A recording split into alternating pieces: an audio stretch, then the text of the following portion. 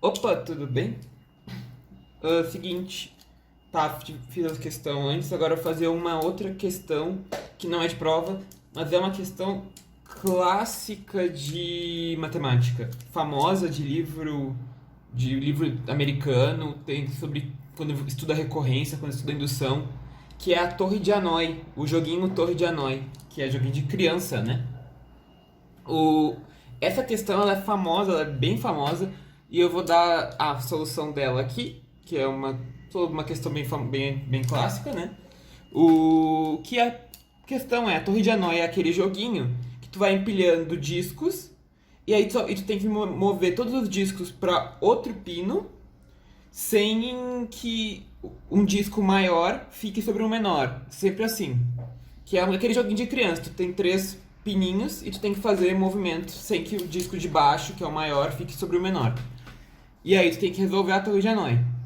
A questão da matemática em cima da Torre de Hanoi, que é um problema bem legal, inclusive, é qual o menor número de movimentos para resolver uma torre de N discos. Então, se eu te der N discos na torre, desse joguinho de criança, qual é o mínimo número de movimentos que a criança tem que fazer para resolver o problema? É isso que é a pergunta que a matemática resolve por recorrência. Tem uma recorrência nessa questão. Bem, eu já dei a dica que tem uma recorrência, porque muitos problemas às vezes não tem, né? Esse tem uma recorrência. Vamos ver se vocês conseguem enxergar a recorrência. Aqui eu peguei o primeiro caso, que é se eu tenho só um disco, n igual a 1. Bem, no caso n igual a 1, seguinte, simplesmente pego o disco e movo para outra torre, movo para outro pino. Então o número de movimentos, nesse caso, é 1. Ok? Bem tranquilo. Vamos pro próximo. N igual a 2. O n igual a 2, o que acontece? Tenho dois discos, tenho que fazer com que mova para outra torre, outro pino. Bem, o que eu faço primeiro? Primeiro eu vou pegar o disco menor e vou passar para uma torre, porque eu não posso mexer o disco de baixo, porque ele é maior, então eu tenho que tirar o menor de cima, passo para a torre do meio.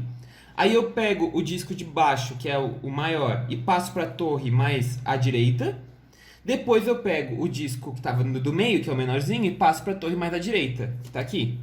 Ou seja, o número mínimo de movimentos nesse caso é 3. Não tem como fazer com menos que 3 movimentos.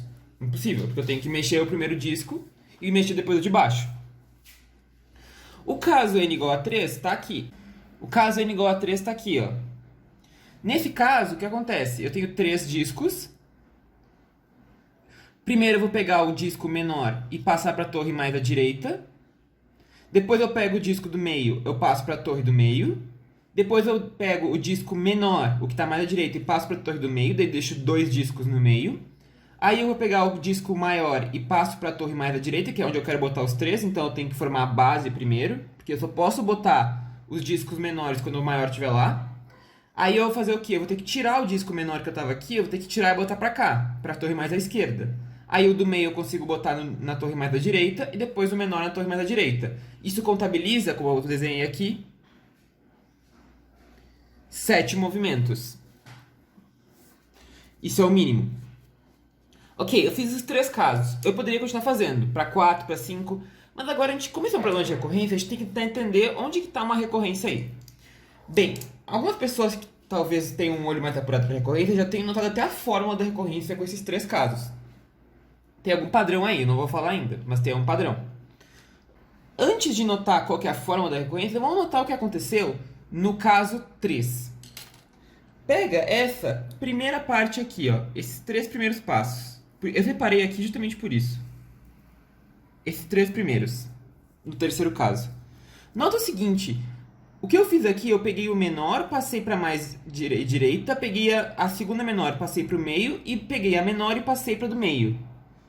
Eu fiz a mesma coisa aqui em cima. São 3 passos. A única diferença é que lá em cima eu botei a menor antes do meio, em vez de botar na mais da direita aqui embaixo. Mas é o mesmo procedimento. Tira a menor, bota do meio, passa do menor de novo.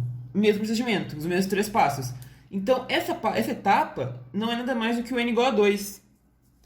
Aí, essa etapa do meio é diferente, porque aí esse disco não tava, eu passei ele pra lá. Mas agora a etapa mais de baixo, nota o seguinte, ó. Eu tava com essas duas aqui, eu tirei a de cima, botei pra cá. peguei a do meio e botei pra cá, e novamente a menorzinha de cima eu botei pra lá. Também, novamente, isso é a mesma coisa que o n igual a 2, é pegar essas duas e botar ali. Então, a gente nota que tem uma recorrência aqui. Na primeira parte, eu repeti o procedimento de cima, aí eu fiz um procedimento novo, aí eu repeti o procedimento de cima de novo. Olha, tem alguma coisa de recorrência aí. Bem, vamos então para o caso N.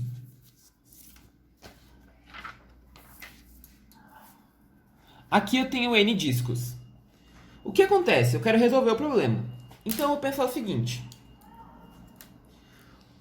Primeiro, para resolver o problema, que nem no caso ali que eu tinha 3, eu passei 2, separei e depois 2 de novo. Primeiro eu vou pegar os N-1 discos que estão em cima e eu vou passar para a torre do meio.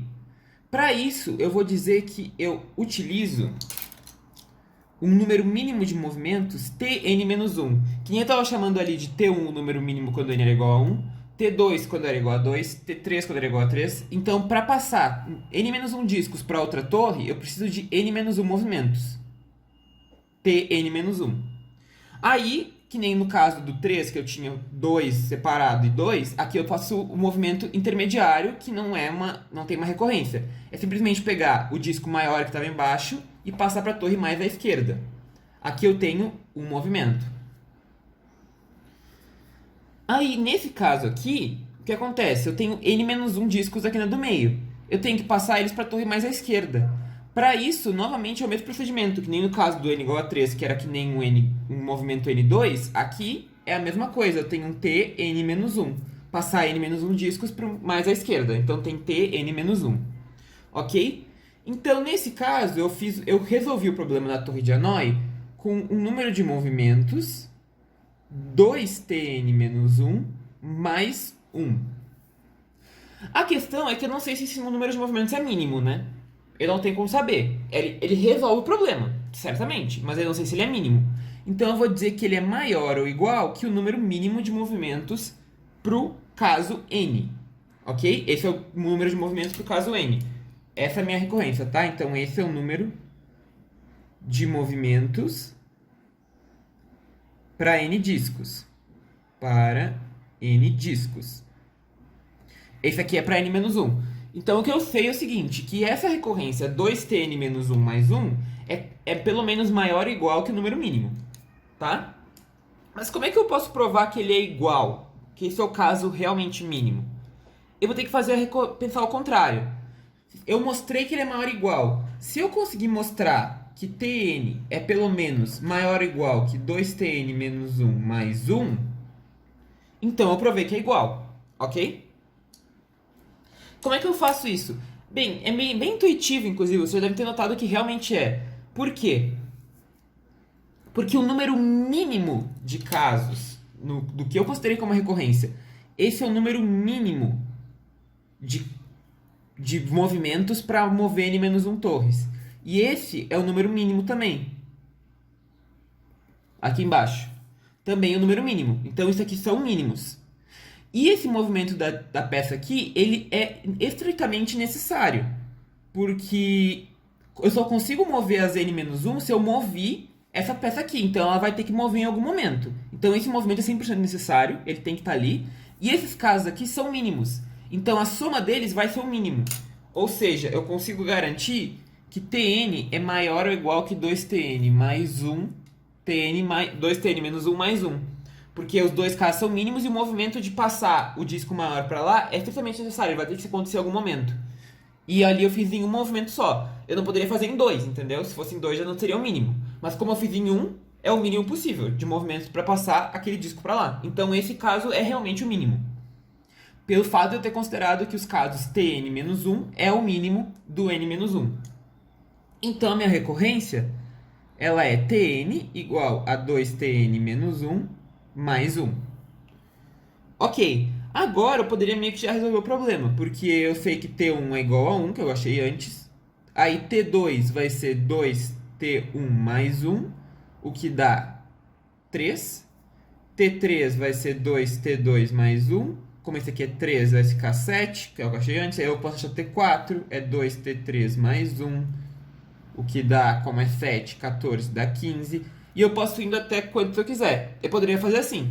Mas esse problema, essa recorrência, eu já digo pra vocês, que é uma recorrência bem famosa, eu acho que fiz um exercício até que envolvia uma recorrência parecida com isso. Esse tipo de recorrência eu tenho como resolver. Ela é bem simples. Tem recorrências que realmente não tem como resolver, que tu tem que só ir botando os números até onde tu quer. Esse aqui tem como resolver, então a gente pode achar uma fórmula pra ela. Porque senão fica realmente difícil, aí tu tem que botar no computador pra programar o número n que tu quer. Daí o programador no computador faz. Mas quando tem uma fórmula é mais prático, porque tu vai resolver o problema no computador, a memória que tu usa para resolver com uma fórmula direto é muito menor pro computador do que fazer todos os casos em loop. Então é melhor fazer assim. O computador consegue resolver melhor e, inclusive, a gente consegue uma fórmula direta. É muito mais fácil para nós também. Tá. Como é que eu vou resolver? Bem, um jeito bem simples de notar isso aqui é o seguinte. Se eu somar um dos dois lados, eu vou ficar com 2tn menos 1 mais 2 aqui. Tn mais 1 é 2 vezes tn menos 1 mais 1.